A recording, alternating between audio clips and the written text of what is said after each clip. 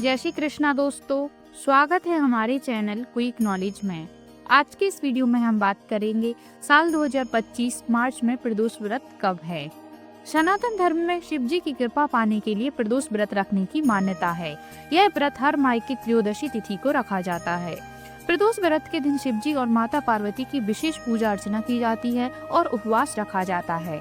धार्मिक मान्यताओं के अनुसार प्रदोष व्रत रखने से जीवन के समस्त दुखों से छुटकारा मिलता है और जीवन में सुख समृद्धि और खुशियों का आगमन होता है।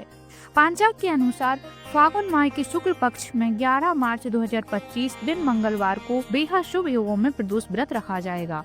मंगलवार को पड़ने के कारण इसे भौम प्रदोष व्रत कहा जाएगा। इस खास दिन शिव जी के साथ हनुमान जी की पूजा भी की जाती है। तो आइए जानते हैं प्रदोष व्रत की सही तिथि, शुभ मुहूर्त, पूजा विधि और कुछ खास उपाय। तो आइए सबसे पहले जानते हैं प्रदोष व्रत तिथि और पूजा का शुभ मुहूर्त। पंचांग के अनुसार फागुन माह के शुक्ल पक्ष की त्रयोदशी तिथि की शुरुआत 11 मार्च को सुबह 8:13 पर होगी और अगले दिन 12 मार्च को सुबह 9:11 पर समाप्त होगी।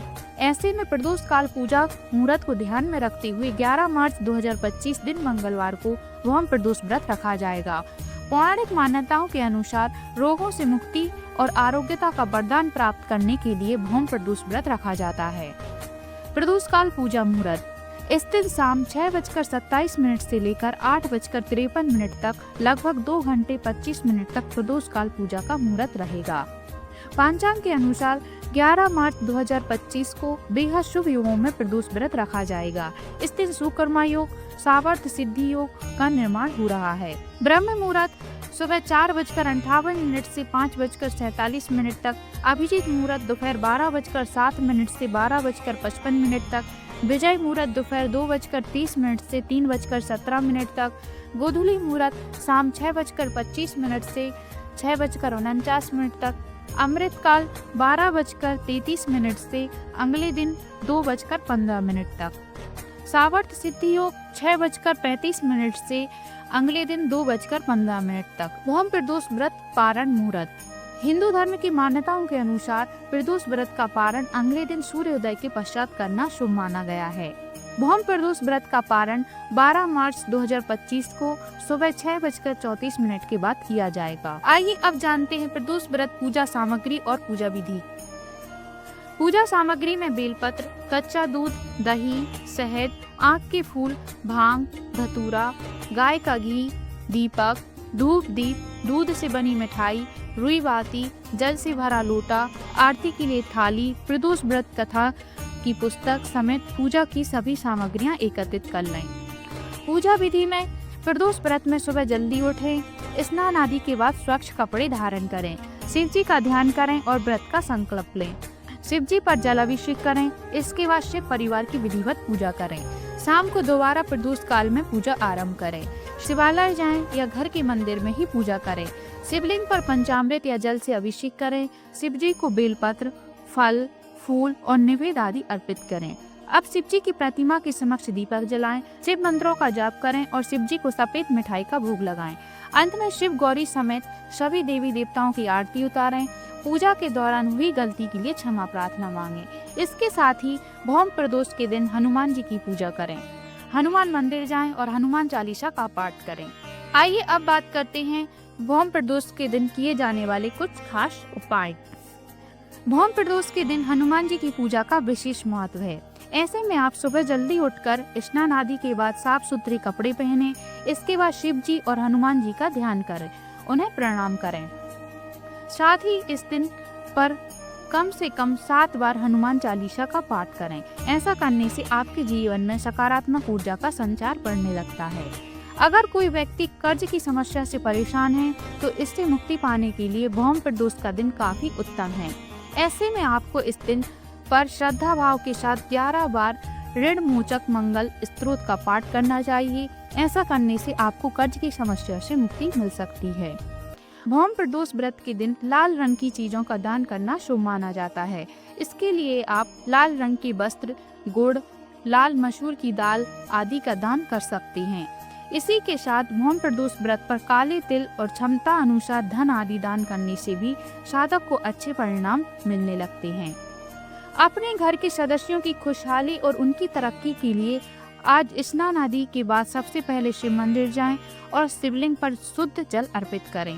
फिर धूप, दीप आदि से भगवान शिव की पूजा करें। यदि संभव हो तो शाम को भी स्नान करके साफ कपड़े पहनकर शिव मंदिर जाएं। यदि किसी कारणवश आपके पसंदीदा विवाह में लंबे समय से अड़चनें आ रही हैं, तो उन अड़चनों से मुक्ति पाने के लिए आज के दिन स्नान आदि से निर्वृत्त होकर शिव जी को प्रणाम करें। फिर उनके सामने आसन बिछाकर बैठ जाएं और शिव जी का मंत्र 11 बार जाप करें। यदि आप सरकारी नौकरी में कार्यरत हैं और लंबी समय से प्रमोशन रुका हुआ है, तो जल्दी प्रमोशन पाने के लिए आज प्रदोष व्रत के दिन 1.25 किलो साबुत चावल लें। इनमें से कुछ चावल शिव मंदिर में चढ़ाएं और बाकी चावलों को किसी जरूरतमंद को दान कर दें। अच्छे स्वास्थ्य और बेहतर जीवन के लिए आज स्नान आदि से निर्वृत्त होकर अपने घर के पास स्थित किसी शिव मंदिर में जाएं। वहां शुद्ध जल में कुछ दूध की बूंदें और गंगा जल मिलाकर शिवलिंग पर अर्पित करें। साथ ही भगवान से अपने अच्छे स्वस्थ और खुशहाल जीवन की प्रार्थना करें। जब सब कुछ व्यवस्थित हो जाए तो गहरी सांस लेकर ओम शब्द का तेज आवाज में 11 बार उच्चारण करें। यदि आप शत्रुओं को परास्त करना चाहते हैं और मुकदमे में सफलता प्राप्त करना चाहते हैं, तो आज के दिन शिव मंदिर में जाएं और शिवलिंग पर धतूरा चढ़ाएं। आइए अब शुरू करते हैं भौम प्रदोष व्रत की कथा। सूत जी बोले, अब मैं मंगल त्रयोदशी प्रदोष व्रत का विधि विधान कहता हूँ। मंगलवार का दिन व्याधियों का नाशक है। इस व्रत में एक समय में व्रती को गेहूं और गुड़ का भोजन करना चाहिए। इस व्रत के करने से मनुष्य सभी पापों व रोगों से मुक्त हो जाता है। इसमें किसी प्रकार का संशय नहीं है। अब मैं आपको उस बुढ़िया की कथा सुनाता हूँ जिसने यह व्रत किया व मोक्ष को प्राप्त हुई। अत्यंत प्राचीन काल की घटना है। एक नगर में एक बुढ़िया रहती थी। उसके मंगलिया नाम का एक पुत्र था। वृद्धा को हनुमान जी पर बड़ी श्रद्धा थी। वह प्रत्येक मंगलवार को हनुमान जी का व्रत रखकर यथाविधि उनका भोग लगाती थी। इसके अलावा मंगलवार को एक ना तो घर लीपती थी और ना ही मिट्टी खोदती थी। इसी प्रकार से व्रत रखते हुए जब उसे काफी दिन बीत गए, तो हनुमान जी ने सोचा कि चलो आज इस वृद्धा की श्रद्धा की परीक्षा करें। वे साधु का वेश बनाकर उसके द्वार पर जा पहुँचे और पुकारा, है कोई हनुमान का भक्त जो हमारी इच्छा पूरी करे? वृद्धा ने यह पुकार सुनी तो बाहर आई और महाराज क्या आज्ञा है? साधु वेशधारी हनुमान जी बोले कि मैं बहुत भूखा हूँ, भोजन करूँगा, तू थोड़ी सी जमीन लीप दे। वृद्धा बड़ी दुविधा में पड़ गई, अतः हाथ जोड़कर प्रार्थना की, हे महाराज, लीपने और मिट्टी खोदने के अतिरिक्त जो काम आप कहें वह मैं करने को तैयार हूँ। साधु ने 3 बार परीक्षा करने के बाद कहा, तू अपने बेटे को बुला, मैं उसे औंधा लेटाकर उसकी पीठ पर आग जलाकर भोजन बनाऊंगा। वृद्धा ने सुना तो पैरों तले की धरती खिसक गई, मगर वह वचन हार चुकी थी। उसने मंगलिया को पुकारकर साधु महाराज के हवाले कर दिया, मगर साधु ऐसे ही मानने वाले ना थे। उन्होंने वृद्धा के हाथों से ही मंगलिया को औंधा लेटाकर उसकी पीठ पर आग जलवाई। आग जलाकर दुखी मन से वृद्धा अपने घर के अंदर जा घुसी। साधु जब भोजन को बुलाकर कहा कि वह मंगलिया को पुकारे ताकि वह भी आकर भोग लगा ले, वृद्धा आंसू भरकर कहने लगी कि अब उसका नाम लेकर मेरे हृदय को और ना दुखाओ। लेकिन साधु महाराज ना माने। वृद्धा को भोजन के लिए मंगलिया को पुकारना पड़ा। पुकारने की देर थी कि मंगलिया बाहर से हंसता हुआ घर में दौड़ा आया। मंगलिया को जीता जागता देखकर वृद्धा को सुखद आश्चर्य हुआ। वह साधु महाराज के चरणों में गिर पड़ी। साधु महाराज ने उसे अपने असली रूप में दर्शन दिए। हनुमान जी को अपने आंगन में देखकर वृद्धा को लगा कि जीवन सफल हो गया। अगर आपको यह वीडियो पसंद आई हो तो इसे लाइक करें, शेयर करें और हमारे चैनल को सब्सक्राइब जरूर करें। आशा करते हैं दोस्तों आपको हमारी जानकारी पसंद आई होगी। धन्यवाद।